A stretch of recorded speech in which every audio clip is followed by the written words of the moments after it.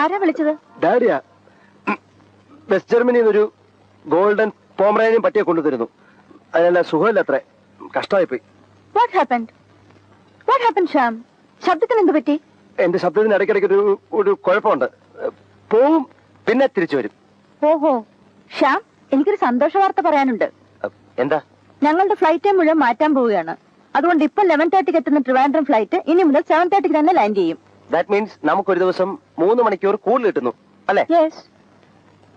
അപ്പോ ബോംബെ ഫ്ലൈറ്റ് പഴയ സമയത്ത് തന്നെയാണോ? ഇല്ല, അത് മാറും. രക്ഷപ്പെട്ടു. അതെന്താ അങ്ങനെ പറഞ്ഞത്? എങ്ങനെ രക്ഷപ്പെട്ടു എന്ന് പറഞ്ഞത്? ഞാൻ പറഞ്ഞില്ല. പറഞ്ഞു. ഞാൻ പറഞ്ഞില്ല. നീ പറഞ്ഞതാ, ഞാൻ കേട്ടതല്ലേ. സത്യം പറയൂ, ശ്യാം ഏത് പെൺകുട്ടിയോടാണ് സംസാരിച്ചത്?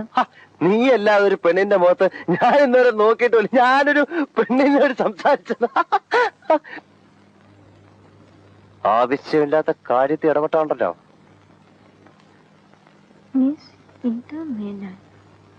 ആരാ ഇന്ദുമേനോൻ? ഒരു ഇന്ദുമേനോൻ എഴുതിയ കത്ത് ഇവിടെ ഇരിക്കുന്നു. ഇന്ദുമേനോനാ? ഞാൻ എഴുതിയതായിരിക്കും. അതിന് നിന്റെ പേര് ഇന്ദുമേനോനാണ്? ഒരു പെണ്ണ് ഇവിടെ എഴുത്തെഴുതി വെക്കൂ. അറിയാം, നമുക്കിത് കണ്ടുപിടിക്കാം. നിനക്ക് അറിഞ്ഞിട്ട് എന്താ കാര്യം? ഇറങ്ങി പോടാപ്പില്ലേ. പക്ഷെ എനിക്കറിയണം ആരാ ഇത് എഴുതിയെന്ന്. അത് പിന്നെ ഇന്ദു. ഞാൻ കൊറേ ദിവസം കൊണ്ട് ഒരു കാര്യം പറയണമെന്ന് ആലോചിച്ചോണ്ടിരിക്കുകയാണ്. What is this? It's a letter. അതെനിക്കറിയാം. ഇത് ആരെഴുതി, ഇത് എങ്ങനെ ഇവിടെ വന്നു എന്ന് എനിക്കറിയണം. ആരാണ് ഇന്ദുമേനോൻ? ഓ, ഇന്ദു മേനോൻ. ഈ താഴത്തെ ഫ്ലാറ്റിൽ താമസിക്കുന്ന മേനോനില്ലേ? മേനോന്റെ ഭാര്യയുടെ അനിയന്റെ മകന്റെ ഭാര്യ ഇന്ദു. മകന് മേനോനാകുമ്പോ മകന്റെ ഭാര്യ മേനോത്തി ആണോല്ലോ ഇന്ദു മേനോൻ. ഇനി ഫ്ലാറ്റ് മാറി ലെറ്റർ ചിലപ്പോ അവിടെയും ഇവിടെയും. ഇതെങ്ങനെ?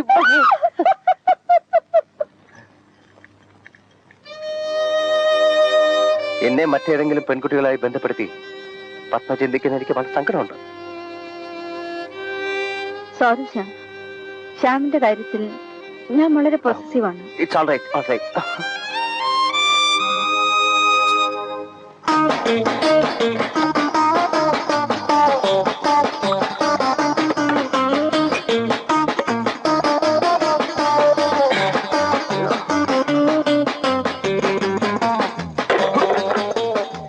നിന്റെ ഉദ്ദേശം എന്താണ്? നീ ഒരു മുസ്ലിം ആയിരുന്നെങ്കിൽ അവരുടെ നിയമം അനുസരിച്ച് 3ഓ 4ഓ കല്യാണം കഴിക്കാമായിരുന്നു. എനിക്കൊരു പിടിയും കിട്ടുന്നില്ല. ഈയിടെ എന്ന് പോലെയാണ് ഈ ഹിന്ദുക്കൾക്ക് 3ഉം 4ഉം കല്യാണം കഴിക്കാനുള്ള നിയമം ഉണ്ടായത്. ഭാര്യമാരാണെങ്കിലേ പ്രശ്നമുള്ളൂ. ഭാവി വധു എന്നൊരു ഏർപ്പാടിനെ പറ്റി കേട്ടിട്ടുണ്ടോ? ഒരു ഭാര്യയുടെ എല്ലാവിധ ഗുണങ്ങളും ഒരു ഭാവി വധുവിൽ നിന്ന് പ്രതീക്ഷിക്കാം. എന്നാൽ ഭാര്യമാരുടെ ഒരു ദൂഷ്യവും നമ്മൾ അനുഭവിക്കാൻ വേണ്ട. മനഃശാസ്ത്രപരമായി കൈകാര്യം ചെയ്താൽ പെണ്ണൊരു സുഖമുള്ള ഏർപ്പാടാ മോനെ. അട്ടെ, എന്തുദ്ദേശിച്ചില്ല അളിയൻ ഇവിടെ കറങ്ങി നടക്കുന്നത്? അല്ല, ഈ 3എണ്ണത്തിനെ ഒറ്റയ്ക്ക് നീ എങ്ങനെ ഹാൻഡിൽ ചെയ്യും? ഈ വിഷമവൃത്തത്തിൽ നിന്നെ തനിച്ചാക്കിയിട്ട് ഞാൻ എങ്ങനെ പോവുക? എന്റെ പൊന്നളിയൻ അതോർത്ത് വിഷമിക്കണ്ട. പെട്ടെന്ന് സ്ഥലം വിടാൻ നോക്ക്. ചെല്ല്. എന്നാലും എനിക്കൊരു മനോവിഷമളിയാ. ഇത് മനോവിഷമല്ല അളിയ, ഇത് അസൂയാണ് അളിയ, അസൂയ. അതാ അതിന്റെ പേര്. അളിയൻ പോകുന്നുണ്ടോ അതോ അളിയന്റെ തടി ഞാൻ ചീത്തയാക്കണോ? ഇപ്പൊ പെട്ടെന്ന് ഞാൻ എവിടെ പോവാനാ? വേറൊരു സ്ഥലമെത്താ ഞാൻ ഉടനെ മാറിയേക്കാം. ഉറപ്പാണളിയ. എന്നാലും നീ എന്നെ ഒരു അന്യനായി കണക്കാക്കുന്നതിൽ എനിക്ക് വളരെ സങ്കടമുണ്ടല്ലേ. നീ ഒന്ന് മനസ്സിലാക്ക്, എന്നെ പോലെ ഒരു ആത്മാർത്ഥ സ്നേഹിതനെ നിന്റെ ജന്മത്തിൽ നിനക്ക് കിട്ടത്തില്ല. എന്നെ വിശ്വസിക്കളിയാ. അല്ലെ, കൈ കൊടുക്കളിയാ. ശരിയാവില്ല. കുളശേട്ടൻ എന്നോട് പണ്ടേ ഒരു പ്രത്യേക സ്നേഹം ഉണ്ടെന്ന് എനിക്കറിയാം. ഇല്ലെങ്കിൽ എന്നെ വിളിച്ചതൊന്നും പറഞ്ഞു തരില്ലായിരുന്നു. മനുഷ്യന് അസൂയ പാടില്ല. അനുലൂട്ടി നന്നായി പോയത് അവന് സഹിച്ചില്ല. കാന്താരിയല്ലേ കാന്താരി. എന്നാൽ എന്ത് ഫ്രാഡ് പണി കാണിച്ചാലും വേണ്ടില്ല, അനുലൂട്ടിയെ കടത്തി വെട്ടണമെന്ന് വാശി. അതിനുവേണ്ടി ഒപ്പിച്ചെടുത്ത ഈ സെറ്റപ്പ്. ഓഹോ, അവൻ അത്രയ്ക്കായോ? സത്യത്തിൽ ആ പെമ്പിള്ളേർക്ക് അവനോട് എന്തെങ്കിലും മതിപ്പുണ്ടോ? എവിടെന്ന്? പിന്നെ എങ്ങനെ വശമായിട്ടാ? ഒപ്പി ഒളച്ചെങ്കിൽ ഒളച്ച നമുക്ക് എന്ത് സഹിക്കാം. പക്ഷേ മാണിക്യ വീണ മുതലാളയന്തിയും മദാലസ മഞ്ജുള വാക്യുലാസിയും അത് സഹിക്കില്ല. എന്ന് വെച്ചാൽ മാണിക്യ വീണയാണെന്നും പറഞ്ഞു മരവീണ കാണിച്ച് മദാലസകളെ വളയ്ക്കുന്ന ഏർപ്പാട് പ്രാട് പണി. എച്ചിത്തരവാ, എച്ചികളേത് ചെയ്യൂ. പക്ഷെ നമ്മളോട് അങ്ങനെ കാണിച്ചാൽ നമ്മളും തിരിച്ചടിക്കണം. എങ്ങനെ? അനിലൂട്ടി തിരിച്ചു അങ്ങോട്ട് ഫ്രോഡ് വേല കാണിക്കണം. അപ്പൊ ഞാനും ഒരു എച്ചി ആവൂലേ? ആണല്ലോ. അല്ല, ആവണമല്ലോ. എങ്കിലേ നമുക്കും നേടാൻ പറ്റും. ആദ്യം ആ ഫ്ലാറ്റ് കയ്യിൽ ഒതുക്കണം. എന്നിട്ട് ബാക്കി ഞാൻ പറഞ്ഞുതരാം. പിന്നെ ഞാൻ ഇതൊക്കെ പറഞ്ഞെന്ന് ആരോടും പറയരുത്. പറഞ്ഞ ഞാൻ ഇനി ഒരു കാര്യത്തിനും സഹായിക്കില്ല. ഇല്ല.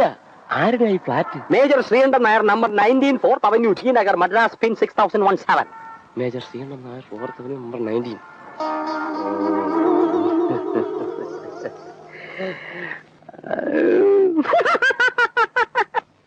കാശ് എനിക്കൊരു പ്രശ്നമല്ല. പക്ഷെ അവനെ ഇവിടെ നിന്ന് ട്രാൻസ്ഫർ ചെയ്യിപ്പിക്കണം. പാത്രം അറിഞ്ഞ് വേണമല്ലോ ഭിക്ഷ കൊടുക്കാൻ. ഏത് പാത്രത്തിൽ വേണം എന്ന് ഉപദേശിച്ചാൽ മതി. ആത്മപ്രശംസ എനിക്ക് ഇഷ്ടമല്ല. ഇവിടുത്തെ ചീഫ് എഡിറ്ററിനേക്കാളും മാനേജ്മെന്റ് തലത്തിൽ എനിക്ക് പിടിപാടുണ്ട്, ആൾ സ്വാധീനമുണ്ട്. ബാക്കിയുള്ള കാര്യങ്ങൾ നീയാ തീരുമാനിക്കേണ്ടത്. മുഖസ്തുതിയാണെന്ന് വിചാരിക്കരുത്. ചേട്ടന്റെ മുഖം കണ്ടാൽ അറിയാം ചേട്ടൻ ഇതിന് പറ്റിയ ആളാണ്. കാശൊരു പ്രശ്നമല്ല, സംഭവം നടന്നാൽ മതി. കാശ് പ്രശ്നമാണ്, സംഭവം നടക്കും. ഏറ്റല്ലോ.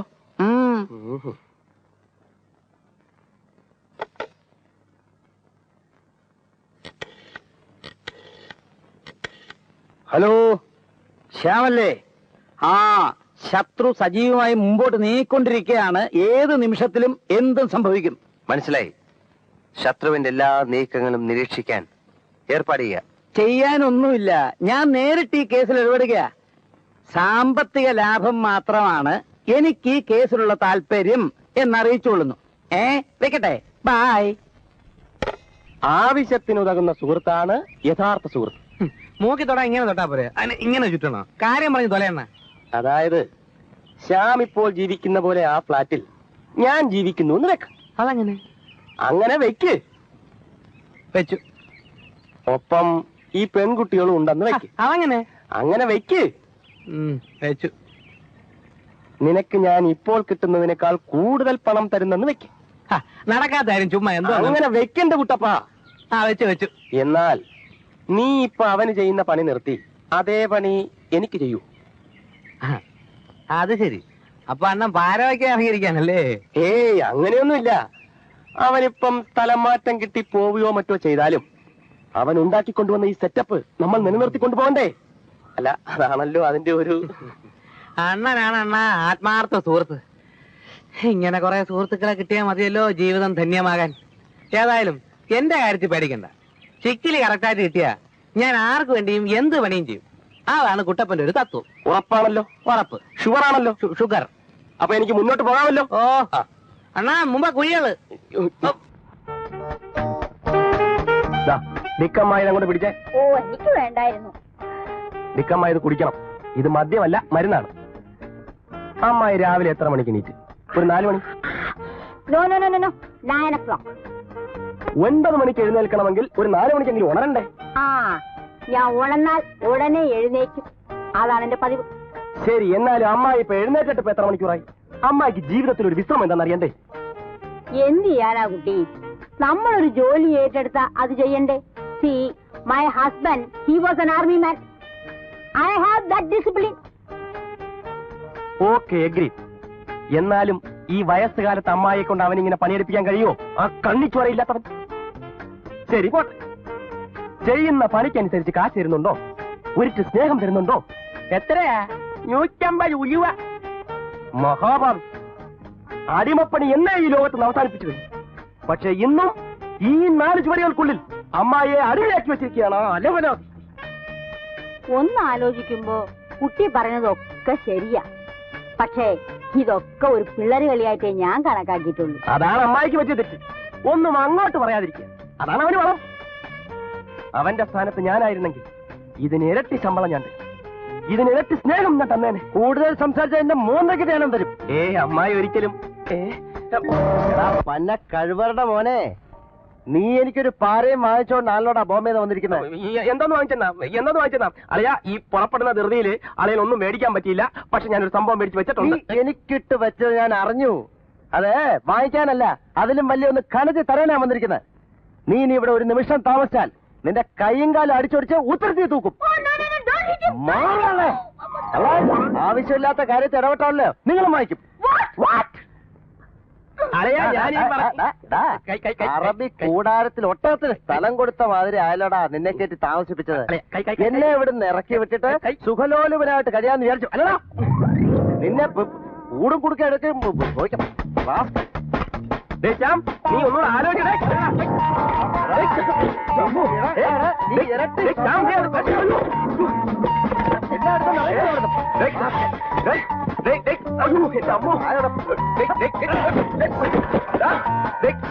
പെട്ടിയെടുത്താൽ ആരും പൊട്ടുന്ന കമാനക്കുത്തി അടിച്ചു പൊട്ടിക്കും.